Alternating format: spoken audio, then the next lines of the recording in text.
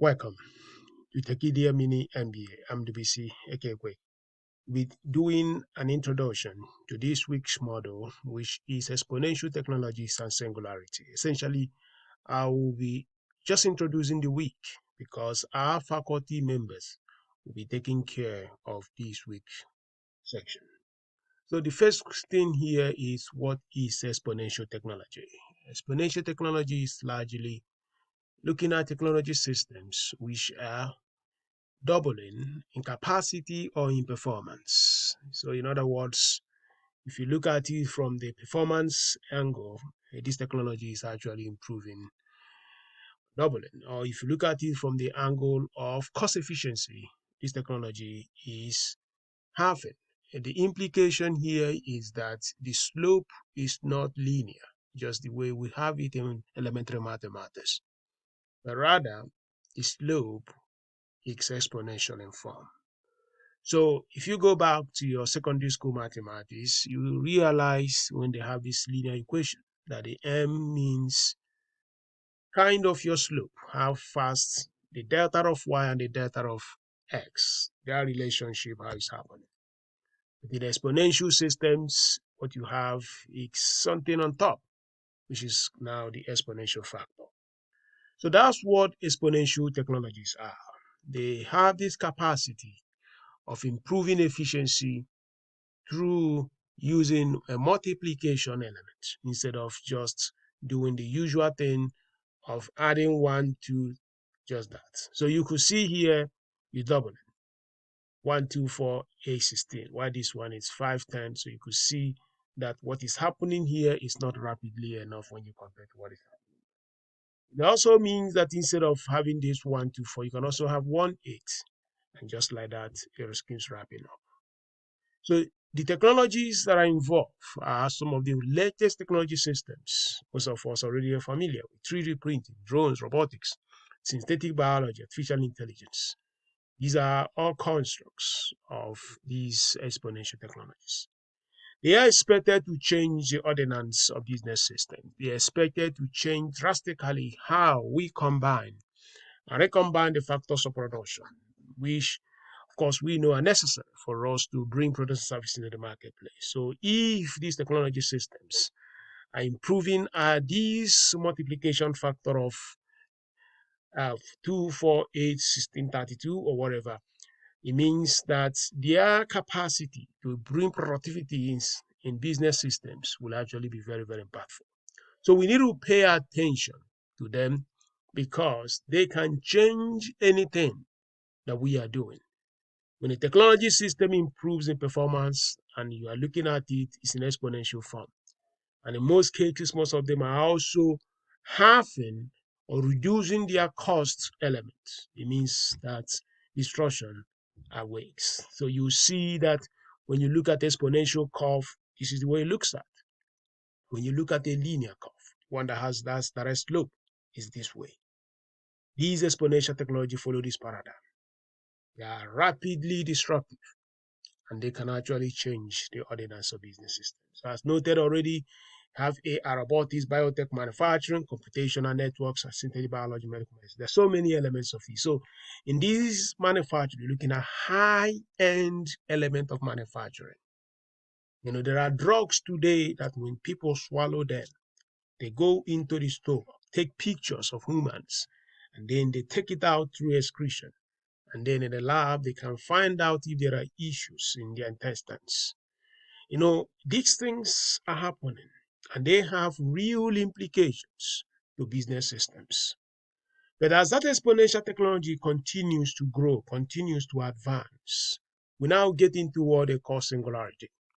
Now, the singularity here is a hypothetical narrative that technology could become extremely intelligent, that they could even supersede human intelligence. Today, man remains the most intelligent system because despite the fact that computational machines can do many things, they are not necessarily very smart. They are just having speed that they can process information faster, but most times they don't think. But humans are far better. we are the best advanced species on the planet. But what we are saying here is that during that hypothetical time of singularity, these machines can now advance to the level where their growth becomes uncontrollable, irreversible, resulting in unforeseen changes to human civilization. You must have seen some of those movies where machines will just come out of laboratories and factories and start shooting and fighting humans, because at that point in time, man, woman may not even have the capacity to control them, because they have acquired great cognitive capabilities that they can think by themselves. They can decide many things by themselves. And in other words, they have infinite knowledge that they can even overpower man. So it is what it is, of course. Why are we looking at these elements in a business program? I have put it here because I do believe vividly that we need to think deep into the future and do not just allow the future to catch us unawares. As business leaders, as business associates, or any level or dimension we are, knowing and being aware of the possibilities of the future is very, very critical for us to prepare for that future. They have always said, son, the best way to predict the future is to create a future. If you are in the business of agriculture, if you are in the business of mining, if you're in the business information systems, anything you are doing, you need to pay attention to potential applications of these new technologies. So we have four models under this prepared by a think tank in Georgia, United States of America. We've worked with them to help us develop these models, because that's what they do. They are in the space of looking into the deep future. Technology changes that are happening not just in months, but in sometimes in decades.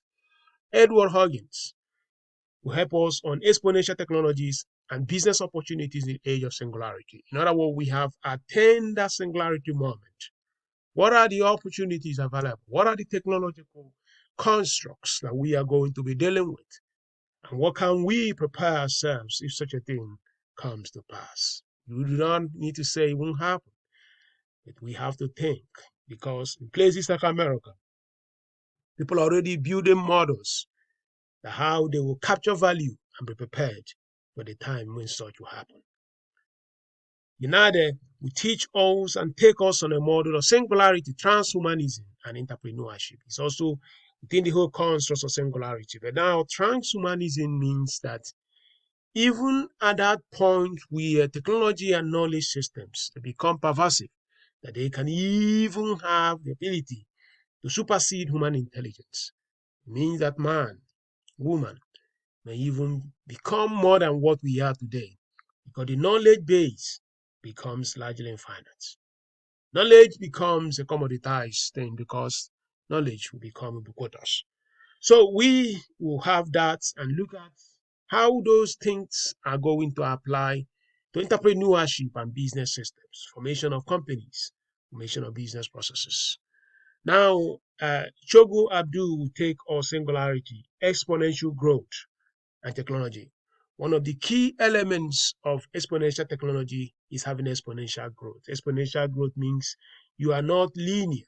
You are actually moving beyond just being a quadratic parabolic function that you are now driving. When you attain this type of growth, the implication is that you become a rock star. You become a business legend. People really will like you. Your board will praise you because you have become a very great operator. And you know one thing, you become a very good presenter because your numbers will look very good.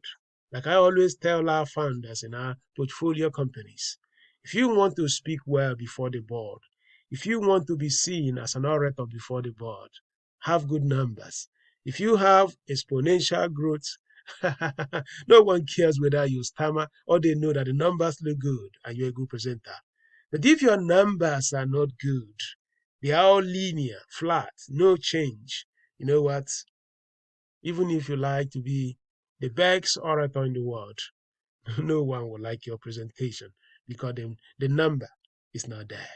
So we are going to have that growth through exponential technology, and Shogu Adu is going to help us. Dr. Gadu is going to help us on that. Then futurism, malleability, and category king company. Brenda Man will help us to understand how that future and how we can prepare, change, adapt, redesign structures, model, processes, capabilities necessary for us to prepare for that future that will come. And in that construct, we see how category king companies will come. And I will explain this category company by giving us four characteristics of category king companies. They are perceptively innovative. In other words, the innovation they bring is not going after the needs, the expectation of customers, but they go after the perceptions of customers. Perceptions of customers here will mean having the capacity to deliver even things that these customers do not even know they need. It's like having an iPhone in the system. Many people in the world did not even anticipate that they needed something as beautiful as that. So they go beyond your needs, they go beyond the expectation, they go at the level of your perception. Creating products and services that surveys and focus groups might not have even captured because man did not even anticipate that such a need was there. When you go before your customers and give them what they even never even imagined, but the day they see those things, they become fans to you. You move your customers into fandom. And when your customers become fans, great things happen in your business. They are evidently inspired. They inspire their customers through their products and services. When their customers begin to interact with their products and services, there is a high level of inspiration. Those high level of inspiration connects those customers. And that is also that dimension of fanhood. When you inspire your market, you are no more serving customers. You are actually serving fans. When you have fans as your customers, great things happen. They become messengers. They become the prophets. They become the apostles of your business. It's like when Tesla say that we do not even spend money to market our products and services. What Tesla is saying here is that our products inspire our customers, that they will go into their communities and tell them how beautiful, how great they are. They are customer obsessed. They want to make sure that these customers are delivered services at any point or dimension they desire. They do not want anything off. They pay attention, making sure that those customers receive the necessary support or get the value that they deserve for being the customers there. Then they are ruthlessly pragmatic. Ruthlessly pragmatic means they make things that work. They create products and services that fix frictions, and those products and services do what they promise they will do. They are evidently known that when you use their products and services, you get great value. You can also put Apple there in that case. I'm just using a product most people admire and known internationally. These are companies that have built such leverageable factors that they can create products and services that fix frictions in the lives of customers, making it possible that those frictions are well fixed comprehensively, collectively, and with absolute commitment to quality. When you do that, you become a category king. This is an introduction to this week section we have on Tekedia Mini-MBA, Exponential Technologies and Singularity. I will now leave you with the models by our four faculty. Thank you for joining us this week.